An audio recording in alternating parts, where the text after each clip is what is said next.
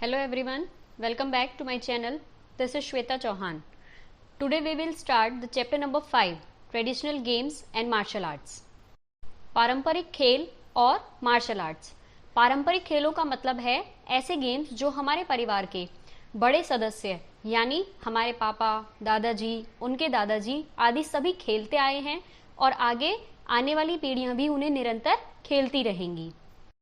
Traditional games and martial arts form a part of India's culture. पारंपरिक games और martial arts हमारे Indian culture, भारतीय संस्कृति का ही एक हिस्सा हैं। A martial art consist of an art form concern with war. Martial arts युद्ध से संबंधित एक कला का पार्ट है। Many of the martial arts we know today originated from ancient war skills. आज के समय में हम बहुत तरह के मार्शल आर्ट्स फॉर्म को जानते हैं जो कि पुराने युद्ध कौशलों से ही उत्पन्न हुए हैं। There are many different types of traditional games and martial arts in India. India में बहुत तरह के ट्रेडिशनल गेम्स और मार्शल आर्ट्स होते हैं। Different games and martial arts evolve in different regions of India. तरह तरह के मार्शल आर्ट्स और गेम्स विभिन्न विभिन्न क्षेत्रों से मिलते हैं। They are aimed at improving physical and mental strength. लेकिन इन सभी का उद्देश्य शारीरिक व मानसिक मजबूती को बढ़ाना होता है। Let's see the first game, gilli danda, जो कि थोड़ा बहुत तो शायद सभी ने खेला होता है। अपने पापा से, दादाजी से, चाचा जी से पूछकर देखिएगा कि क्या उन्होंने ये गेम खेला है और मुझे कमेंट सेक्शन में बताइएगा। This is an outdoor game very popular in small towns and villages of India. यह एक आउटडोर मीन्स घर से बाहर खेलने वाला गेम है जो छोटे कस्बों और गांवों में खूब खेला जाता है। It requires very simple and inexpensive equipment and can be played in any open area. इसे खेलने के लिए बहुत ही साधारण व सस्ती सी चीज़ों की आवश्यकता होती है और किसी भी ओपन एरिया में आप खुले क्षेत्र में इसे खेल सकते हैं। It is played with the following. ये कुछ इन चीज़ों से खेला जाता है। Number 1, a gilli, which is a small wooden cylindrical piece sharpened like a pencil from both sides. इसके लिए लकड़ी की एक गिल्ली जो कि दोनों तरफ से जिस तरह पेंसिल छिड़ी हुई होती है उसी तरह से शेप लिए होती है, सिलेंडराकार में, बेलनाकार में। नंबर 2, अ डंडा which is a long wooden stick. एक डंडा जो कि लकड़ी की एक लंबी सी स्टिक होती है। Number 3, a small boat shaped hole in the field. एक नाव के आकार का होल, कहां पर? जमीन पर, क्षेत्र में। Individuals can play the game और टीम्स कैन बी मेड। इसे व्यक्तिगत रूप से अकेले अकेले या फिर टीम बनाकर भी खेला जा सकता है। Number 1, the player playing first places the गिल्ली अक्रॉस द हॉल। खिलाड़ी सबसे पहले गिल्ली को जमीन पर बनाए गए होल पर रखता है। He or she then uses the डंडा to push the गिल्ली as far as possible. इसके बाद वह गिल्ली को जितना दूर हो सके उतनी दूर तक डंडे से उछालता है। If the opponent catches the गिल्ली, the player is out. अगर विरोधी टीम या व्यक्ति गिल्ली को कैच कर लेता है तो प्लेयर आउट हो जाता है।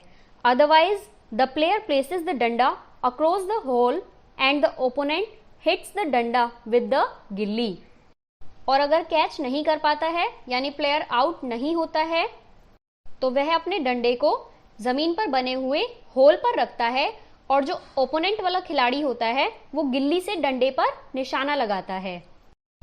इफ द गिल्ली hits the danda the player is out.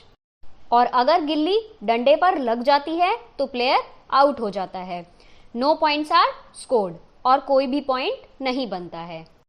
Number 2, if the gilli does not hit the danda the player uses the danda to bounce and hit the gilli thrice trying to drive it far away from the hole. यदि गिल्ली डंडे को नहीं मार पाती है तो पहला खिलाड़ी डंडे से गिल्ली को 3 बार उछालता है और उसे डंडे से ज्यादा दूर ले जाने की कोशिश करता है। Then the player once again places the डंडा across the hole and the opponent hits the डंडा विद द गिल्ली।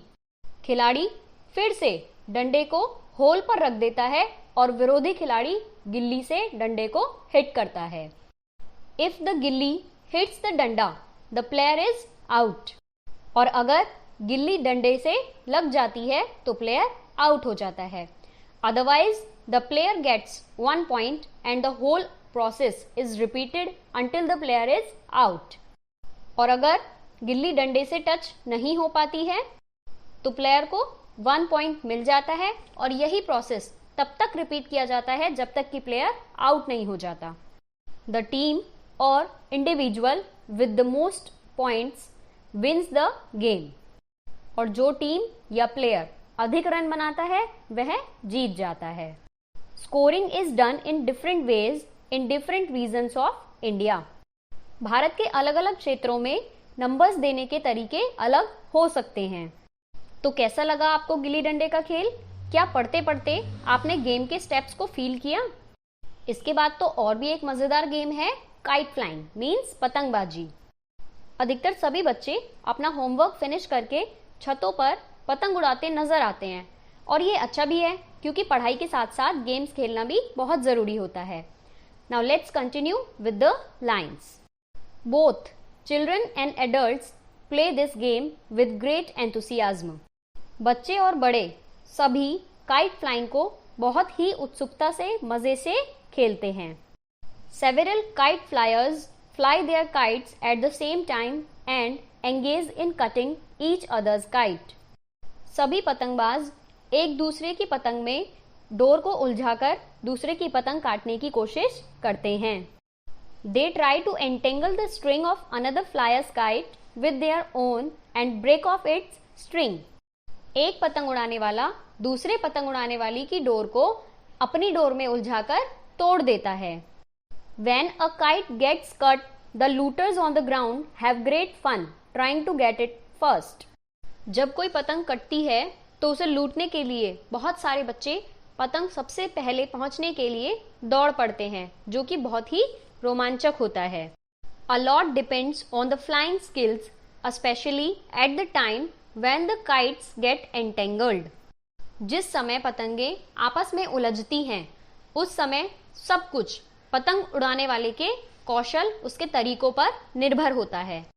The type of string used also plays an important part. इसमें पतंग की डोर कैसी है यह भी बहुत मायने रखता है।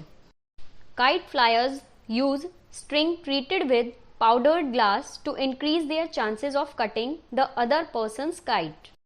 पतंग उड़ाने वाले अन्य लोगों की पतंग काटने के लिए अधिक धारदार क्षमता वाले डोर का इस्तेमाल भी करते हैं। In India kite flying is specially done with great enthusiasm on 15th August every year. Bharat में 15 अगस्त मीन्स इंडिपेंडेंस डे, स्वतंत्रता दिवस के मौके पर खास तौर से सभी लोग उत्साह के साथ पतंग उड़ाते हैं। The sky is filled with tricolour kites and it is a scene worth watching.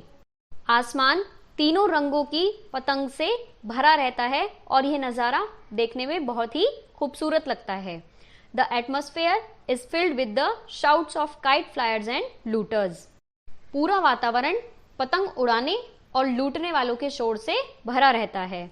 तो ये आज के हमारे 2 गेम्स हो गए, बहुत अच्छे से इंटरेस्टिंग से, गिल्ली डंडा और काइट फ्लाइंग।